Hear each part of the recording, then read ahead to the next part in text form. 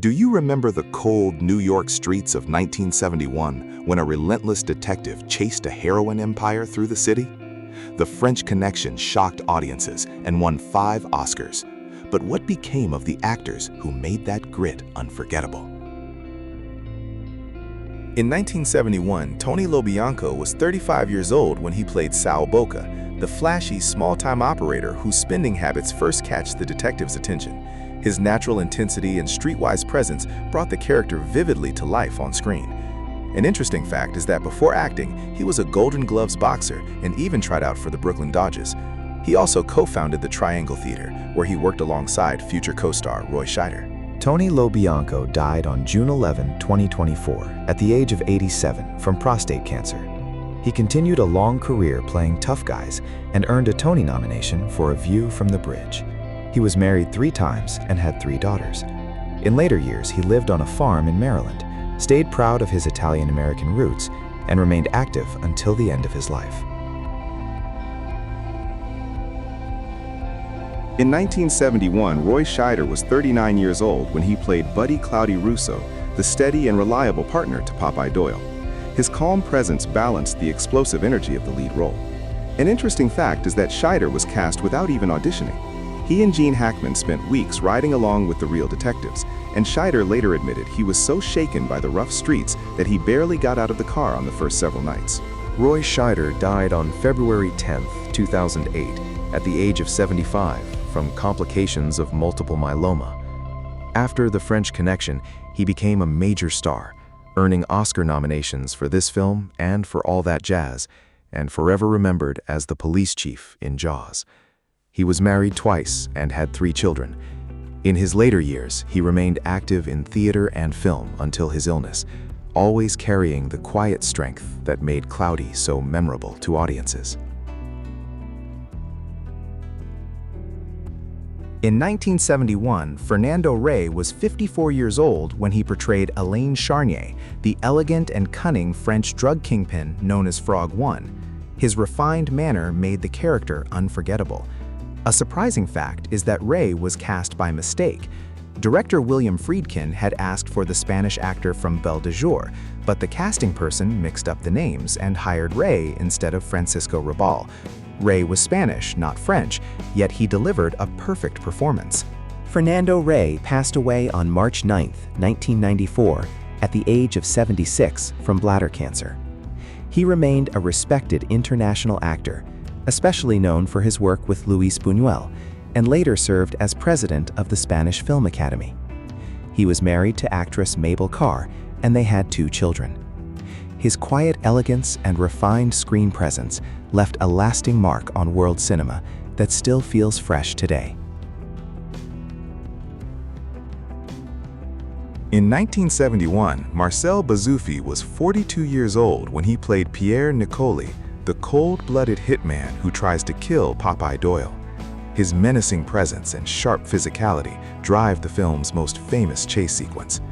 A little-known fact is that Bozzuffi began as a stuntman in France and performed the dangerous backwards fall down the elevated railway stairs himself without a double, adding real danger to the scene. Marcel Bozzuffi died on February 1, 1988, at the age of 58 from a cerebral hemorrhage. He worked steadily in European cinema and was also known as a voice actor, dubbing stars like Charles Bronson and Paul Newman into French. He was married to actress Françoise Fabian. His brief but powerful appearance in The French Connection remains unforgettable to anyone who saw that chilling chase. In 1971, Gene Hackman was 41 years old when he stepped into the role of Jimmy Popeye Doyle, the hard-driving New York detective obsessed with stopping a major heroin shipment. His intense, street-smart performance defined the film. One little-known fact is that director William Friedkin initially did not want him for the part and nearly fell asleep during their first meeting. Hackman was far from the first choice and almost left the production after a difficult early scene. Gene Hackman passed away on February 18, 2025, at the age of 95 from heart disease, with advanced Alzheimer's as a contributing factor.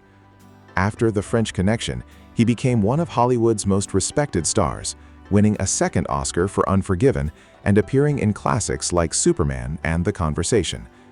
He retired from acting in 2004 and lived quietly in Santa Fe with his second wife, Betsy Arakawa. He had 3 children from his first marriage and spent his later years writing novels and painting. In 1971, Bill Hickman was 50 years old when he appeared as Federal Agent Molderig, the rival who constantly clashes with Popeye Doyle. Beyond acting, he served as the film's stunt coordinator and brought authentic danger to the production.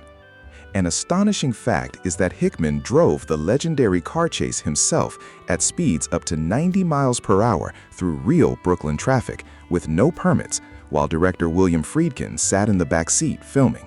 Bill Hickman died on February 24, 1986, at the age of 65 from cancer. He is remembered as one of Hollywood's greatest stunt divers, famous for the chases in Bullitt, The French Connection, and The 7 Ups. He kept a relatively private personal life.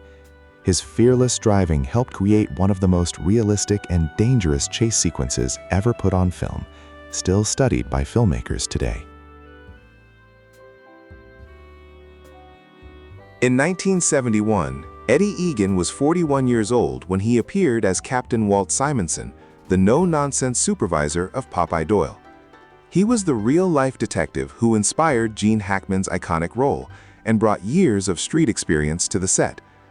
An interesting fact is that Egan served as a technical advisor on the film and got to play his own boss on screen, giving the production an authentic edge that few Hollywood stories could match.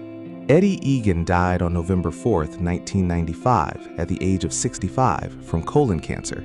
After the film's success, he left the NYPD and tried his hand at acting in Private Investigation in Florida. He made several television appearances, but never fully escaped the shadow of the case that made him famous. He remained proud of the record heroin bust that changed his life forever, and often spoke about the real streets behind the movie. In 1971, Sonny Grosso was 41 years old when he played Federal Agent Klein, the quieter partner working alongside the detectives. He was the real-life inspiration for Roy Scheider's Cloudy Russo and helped shape many of the film's realistic details. An interesting fact is that Grosso later lent his personal off-duty revolver for a key scene in The Godfather, the same gun Al Pacino's character retrieves from a toilet tank in one of cinema's most famous moments. Sonny Grosso died on January 22, 2020, at the age of 89 after a long illness. Following his police career, he became a successful television and film producer, working on shows like Kojak and Night Heat. He stayed close to the movie world and often shared stories about the real French Connection case with pride and humor until the end of his life, always honoring the partner and the streets that shaped him. In 1971, Frédéric de Pasquale was 40 years old when he played Henri Devereux, the unsuspecting French television personality whose car is used to smuggle the heroin.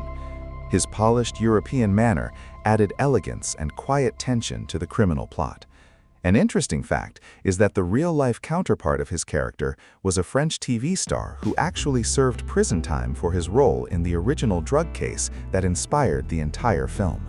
Frédéric de Pasquale died on December 17, 2001, at the age of 70. The exact cause of death was never publicly disclosed. He continued working in French cinema and television for many years after The French Connection, often in supporting roles that showcased his quiet sophistication and continental charm. His understated performance remains a subtle but memorable part of the film's rich supporting cast.